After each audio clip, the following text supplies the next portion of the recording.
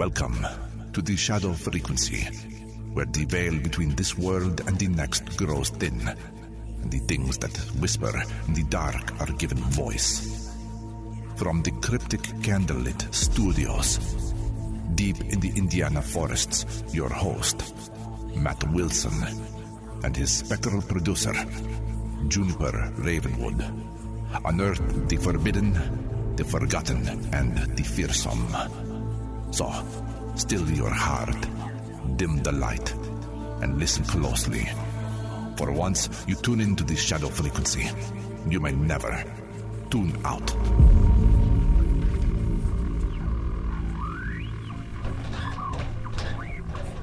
Okay, and there goes. I swear this cabinet gets heavier every day. If it sprouts legs and walks away one day, I'm quitting. Hey, be grateful the haunted CB radio on top didn't fall off this time. Oh, don't even mention that thing. See, there it goes. It whispered my name yesterday. Anyway, let's see what horrors we've got filed under probably shouldn't touch this. Shit. Nope, definitely skipping the jar of fog that refills itself. Not tonight. And wow, okay, someone labeled this folder, do not open unless you want regrets. I'll just put that right back. What the? Juniper, why is there a radio in there? It's a detuned radio that only picks up number stations. Look. It's reacting to you. Yeah, that's the part I'm not loving. I don't want to be on speaking terms with Cold War spy technology. And these voices sound way too close. Like they're not broadcast, they're just waiting. Number stations never explain themselves. That's the spooky part. Great. Love that for us. I'm putting this thing back before it starts counting backward or summoning coordinates. All right, let's find tonight's folder fast before something else says hello. Let's see. Aha! Episode 243, The Lake Worth Monster of 1969. Here we go. Half goat, half fish, all Texas nightmare fuel. The creature that dropped out of a tree onto somebody's car. Classic summer evening on Greer Island. Witnesses, damage, tire-throwing strength, and one photograph still argued about today. This one's going to get weird fast. Everything we do is weird fast. All right, folks, settle in, flashlights up, windows rolled down, and watch the tree line. Because tonight we're heading back to 1969. This is the shadow frequency. You are tuned to the shadow frequency, where every whisper tells a story from beyond the veil. Hosted by Matt Wilson. Produced by Juniper Ravenwood. With Chris Beach. The darkness continues. July 1969. The same summer Neil Armstrong took one small step for man, something took one giant leap out of the pine-thick darkness of North Texas and straight into the nightmares of an entire city. 7 feet tall, half goat, half fish, all wrong. For 2 feverish months, it hurled car tires like toys, left 18-inch claw marks on metal, and screamed like a dying woman echoing across the black water of Lake Worth. Cops hummed it, newspapers screamed about it, teenagers armed with shotguns patrolled the shores, and then poof, gone.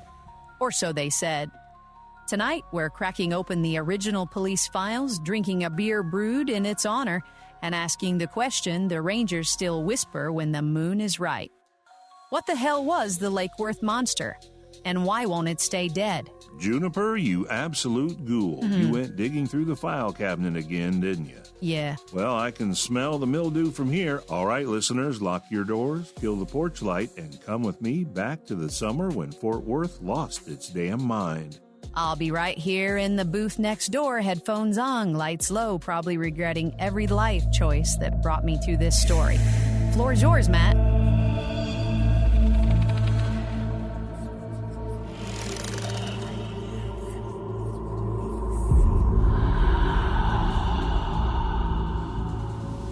Thanks for digging into the file cabinet, June. Seriously, I owe you a drink that isn't Goatman IPA. So let's set the scene. It's the night of July 10th, 1969. Hot, sticky, The kind of Texas night where the air feels like wet cotton. John Reichert, his wife, and two other couples decide to park out on Greer Island. A little spit of land connected by a sandy road, perfect for drinking beer and making out under the stars. Around midnight, they're sitting on the hood of Reichert's car when thump, something heavy drops out of the tree above them. They look up, and there it is. 7 feet tall, covered in a patchwork of white fur and grayish-green scales that glint like a fish left too long in the sun. Horns or ears, nobody agrees, curving back from a head that's somehow both goat and man and something older. Red glowing eyes and the smell. Every single witness mentions the smell. Rotting carcasses, dead fish, wet dog, and something metallic like blood and pennies. The thing lands on the hood with a crash, dents the metal, lets out this unholy scream, half bleat, half woman being murdered, and then grabs the side of the car like it's trying to flip it. The couples peel out of there, tires spitting gravel, and they don't stop until they hit the police station. Officer James Surratt takes the report himself. He later said the Reicherts were shaking so bad they could barely sign their names. And on the hood of that car, 3 deep gouges, 18 inches long, cut clean through the paint into the metal like it was butter. Word spreads like wildfire in Dry Mesquite. By the next night, there are 40 cars parked along the shores, people with flashlights and rifles waiting for another glimpse. And they get it. Over the next 6 weeks, more than 100 people, police, nurses coming off shift, businessmen, whole families, claim they saw the exact same creature. It throws a tire. Yeah, an actual car tire over 100 feet at a group of teenagers. It charges a man named Jack Harris, rips the shirt clean off his back, leaves 4 parallel scratches down his ribs that need 26 stitches. One woman swears it walked right past her porch light and she locked eyes with it, said it looked sad more than angry, like it was lost. The Fort Worth Star-Telegram runs front-page headlines for weeks. Fishy man goat terrorizes couples parked at Lake Worth. They print a map of sightings. The police chief forms armed posses. Someone snaps the one and only photograph, a blurry white shape between the trees that still makes the hair on my arm stand up when I blow it up on screen. And the scream. God, the scream. People who heard it in '69 say they still wake up hearing it, 56 years later. It's not an animal sound. It starts low like a woman crying and then rises into this ragged, tearing wail that feels like it's coming from inside your own skull. Here's the part that still twists my gut. Every witness describes the same impossible details. The fur and scales combo, the way it moved, too smooth for something that big, like it was gliding more than running. The stench that lingered for minutes after it vanished back into the tree line. And always at night, never in full daylight, like it belonged to the dark. By August, the lake is packed every weekend with monster hunters. Radios crackle with reports. One guy claims it jumped clear over his pickup truck, cleared the 8 feet straight up and kept going. Another says he found a half-eaten goat on the shore with its head twisted clean around. Park rangers start carrying rifles in their trucks. And then, right around the time school starts back up, nothing. Not a single confirmed sighting after August 23rd. Like the thing knew the exact day summer vacation ended and decided to clock out. But here's the kicker, the part that still keeps me up. The sightings never really stopped. They just got quieter. A fisherman in 1983. A couple of teenagers in 97. A park ranger in 2014 who filed a report and then asked for it to be pulled because he didn't want to lose his job. Whatever was out there in 1969, it didn't leave. It just learned to hide better. I don't know about y'all, but I can almost smell that lake water right now. Something ancient woke up that summer, and I'm not convinced it ever went back to sleep. Matt, I'm over here hugging my knees. You're not helping. Good. Hold on to that feeling. We're heading into the break, But when we come back, we're cracking this thing wide open. God. Original police reports, the guy who says he knows exactly what it was, and the confession that fell apart like wet paper. Juniper, take us out.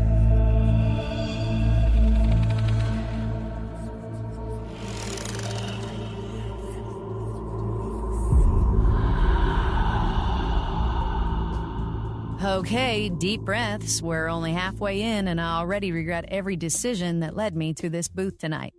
Listeners, what do you think so far? Hoax? Escaped experiment? Actual demon goatfish from the Black Lagoon?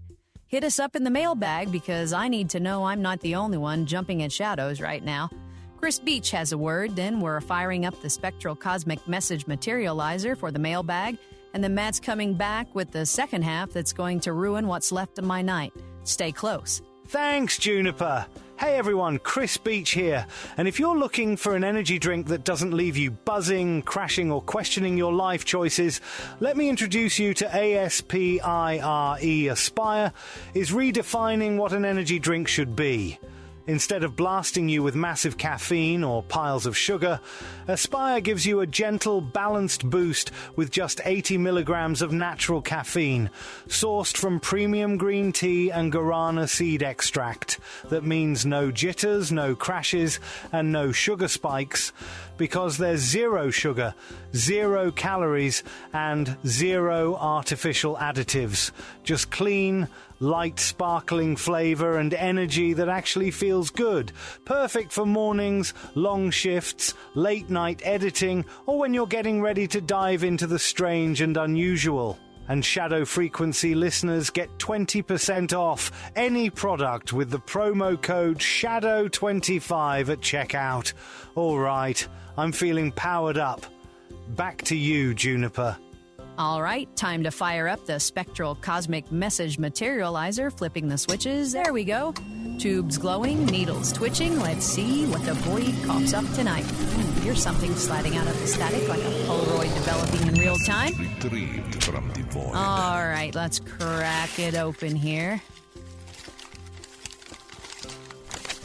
This one's from Mateo R., listening from the humid midnight streets of Sao Paulo, Brazil. Says, hey, Shadow Frequency team, just wanted to drop a quick note to say how much I look forward to your show every day.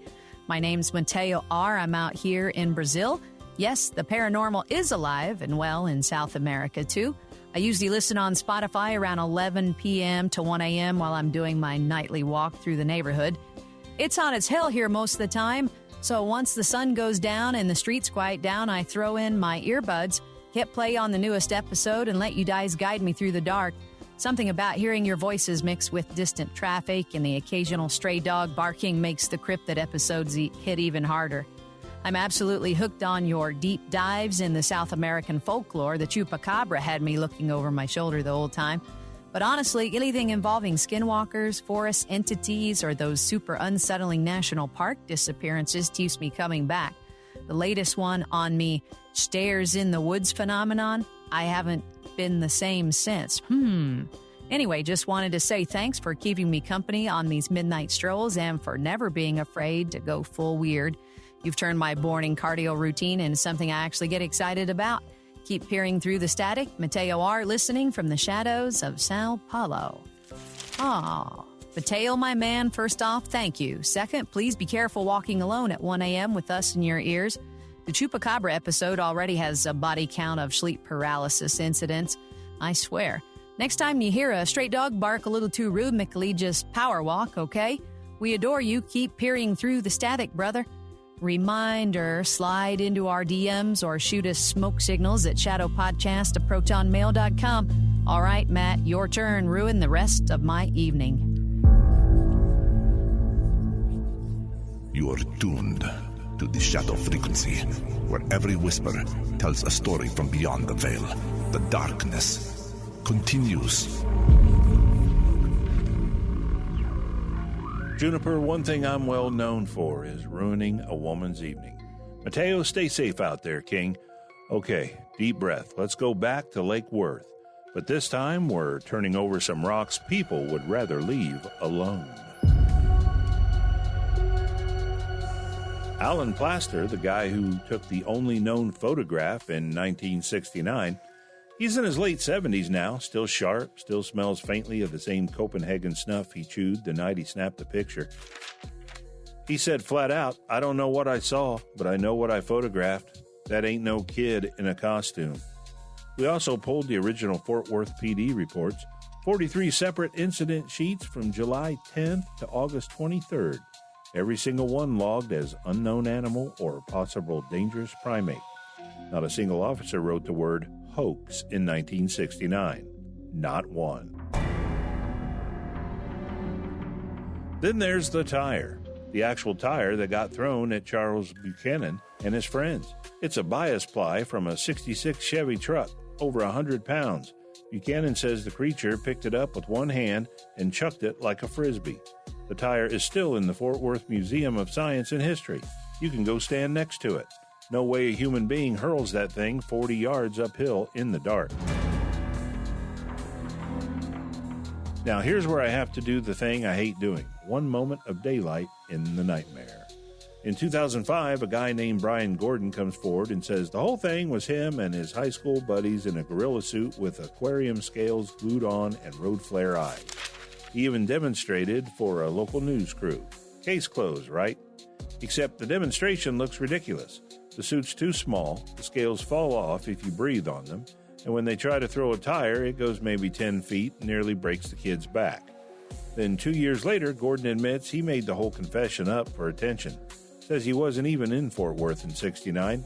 He was stationed in California with the Army. So the hoaxer hoax falls apart. But there's still that nagging rational corner of my brain that whispers mass hysteria is a hell of a drug. You get one dramatic sighting, throw in a full moon, a lot of beer, and a city desperate for excitement the summer before Woodstock, and suddenly everyone's seeing goatfish men. The power of suggestion is brutal. Couple that with the fact that school started the day the sighting stopped, maybe the pranksters just graduated to algebra class. Except that doesn't explain the claw marks, or the tire, or the fact that people who never read the newspapers, people driving through from Oklahoma, from Louisiana, describe the exact same creature down to the smell. And it sure as hell doesn't explain what a park ranger said off record last year. He says every few summers, when the lake level drops just right and the moon is new, the motion cameras out by the marsh trigger on something big that doesn't match any known animal. I've seen the still frames, and I wish I hadn't. Whatever was out there in 1969 left pieces behind, scars on cars, scars on people, and something that still walks the tree line when we're not looking. Maybe it was a prank that got out of hand and accidentally brushed up against something real. Maybe it was all real. Or maybe the truth is worse, that the line between the two isn't as solid as we want to believe. You can stand on Greer Island at 3 a.m. with a six-pack of Goatman IPA and the original police scanner recordings playing on a loop. Wind in the reeds, water lapping, and just for a second, you'll swear you hear it. That scream, not in the recording, in the air, right behind you. Don't turn around. So yeah, that's the Lake Worth monster. Gone, but never really gone. And if you're ever driving those back roads northwest of Fort Worth after midnight, roll the windows up. Some things don't like being stared at. Matt, I'm billing you for therapy. Fair enough, Juniper. Take us home before something follows me back to the studio.